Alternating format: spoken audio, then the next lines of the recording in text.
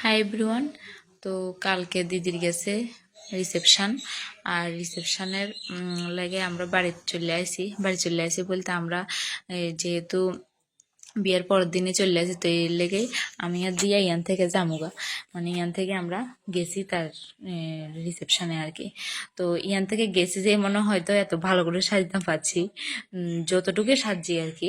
আর যদি ইয়ানে থাকতাম ভালো করে সাজতে পারছি না, ফটো ভিডিও কোনো কিছুই ওই দিনকে তোলা হয়েছে না, মানে বিয়ের দিন আর রিসেপশন দিন, মানে কালকে ইচ্ছা মতো ফটো তুলছি, ইচ্ছা মতো ভিডিও করছি, মোটামুটি যাই করছি আর কি।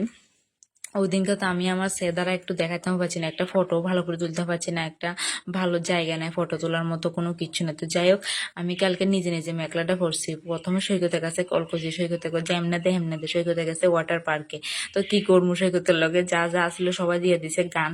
তো সৈকত ঠিক আছে তুই রাখ, আমি ইউটিউব দেখতে করে এলাম। তো মাও আসলো না বাড়িতে, আমি নিজে নিজে যদ্দূর পাচ্ছি ওদ্দূর করছি, যাই করছি আমার আমার হিসাবে, সবার হিসাবে করতে পারি না, আমার হিসাবে আমার কাছে খুবই ভালো লাগছে।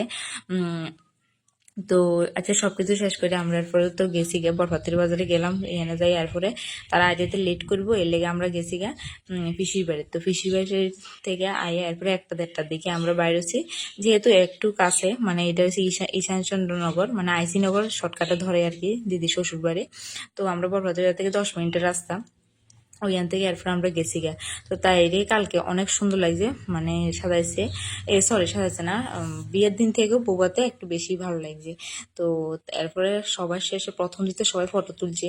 তো আমরা করতেছি প্রথম ফটো তুলতে আমরা সবাই গ্যাদারিং করতে আসছি, লাস্টে দিয়ে ফটো তুলবো, তাই তখন বসে থাকবো, তখন আমরা তুললাম ফটো। তো এর লেগে আমরা লাস্টে ফটো তুলেছি। এটা হচ্ছে তার মা, আর এটা হচ্ছে আমার মা, মানে মা মাসি, আমার মা আমার মাসি। তো সবকিছু শেষ করে এরপরে আমরা যাইতাছি গা, খানা দানা সবকিছু ভিডিও করতে পারছি না, এতটুকু, টাটা।